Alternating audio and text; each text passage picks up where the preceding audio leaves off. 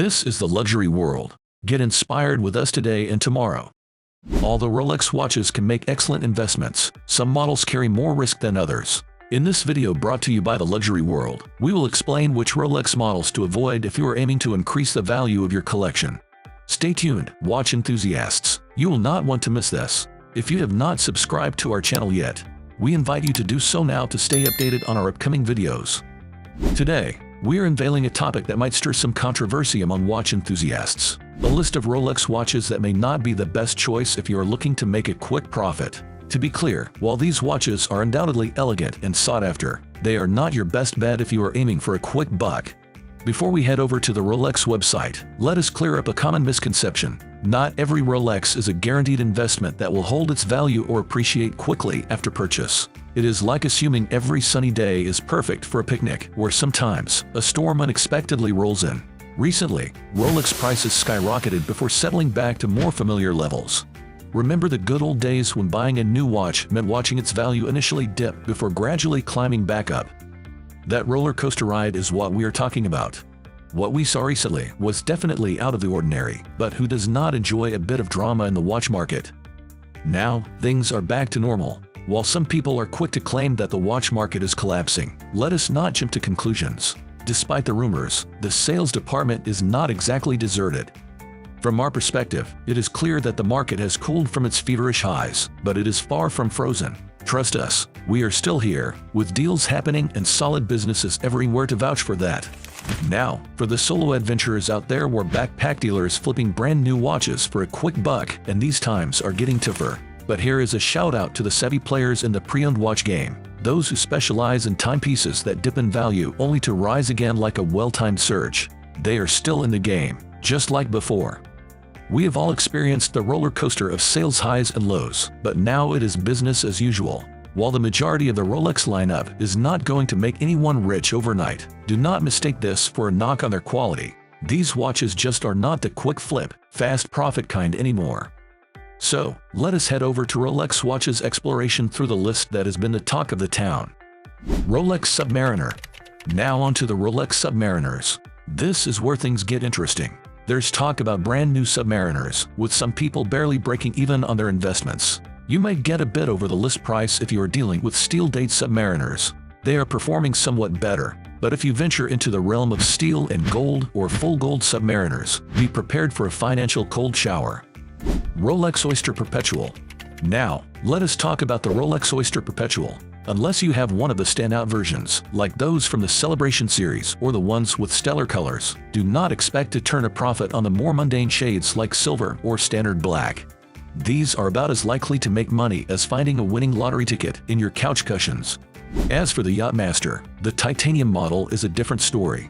It is fetching a high price and is still quite elusive. We have not even gotten our first-hand one yet. However, the rest of the Yacht-Master lineup is more likely to drain your savings than boost them.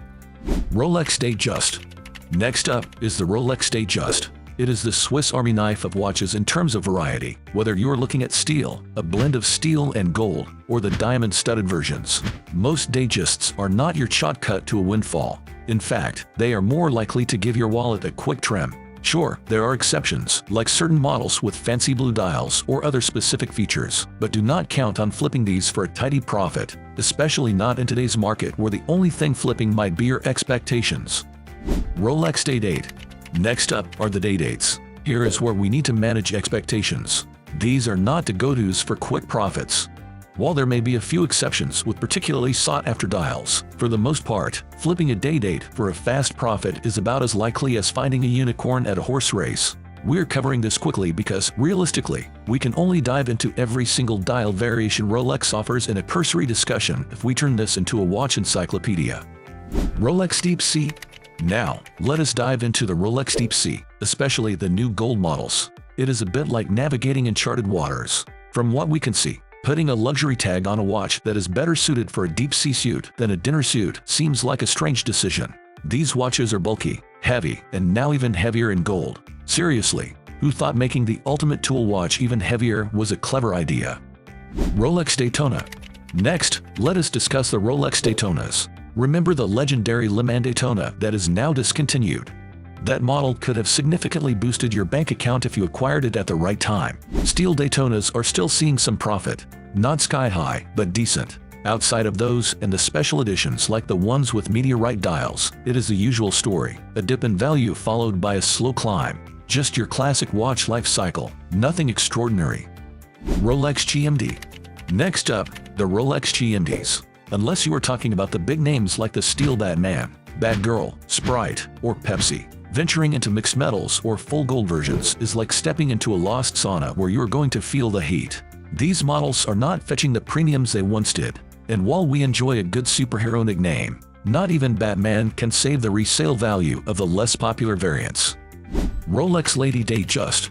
Now, let us talk about the Rolex Lady-datejust. Why this particular model ever commanded a premium, especially the diamond-studded versions, remains one of those mysteries, like crop circles or why we cannot find matching socks. At the entry level, there was a demand that made sense. However, stepping up to a full gold, blinked-out version might leave you feeling a financial pinch as soon as you walk out of the store. Rolex Sea Dweller. Now, moving on to the Rolex Sea Dwellers. It is a mixed bag here.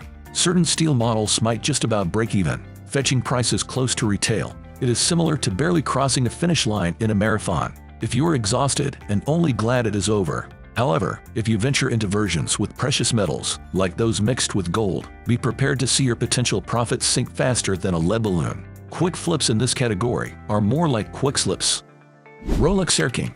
Moving on to the Rolex Air-King, the larger sporty models are still solid purchases, holding their value fairly well. You will probably recoup what you paid, give, or take. It is the steel and gold versions that are more likely to strain your wallet. But as long as it is big, bold, and Rolex, there is always a chance it will maintain its value. However, the days of hefty premiums seem to be fading away. Rolex Sky Dwellers. Now, let us move up to the realm of the Rolex Sky Dwellers. Unless it is a steel model with that distinctive blue dial, whether paired with a Jubilee or Oyster bracelet, do not anticipate it fetching premiums. Much of the Sky Dweller lineup is akin to buying a luxury car brand new. It starts depreciating the moment you drive it off the lot. Only then, perhaps, will it begin to appreciate the leisurely pace characteristic of a Rolex watch.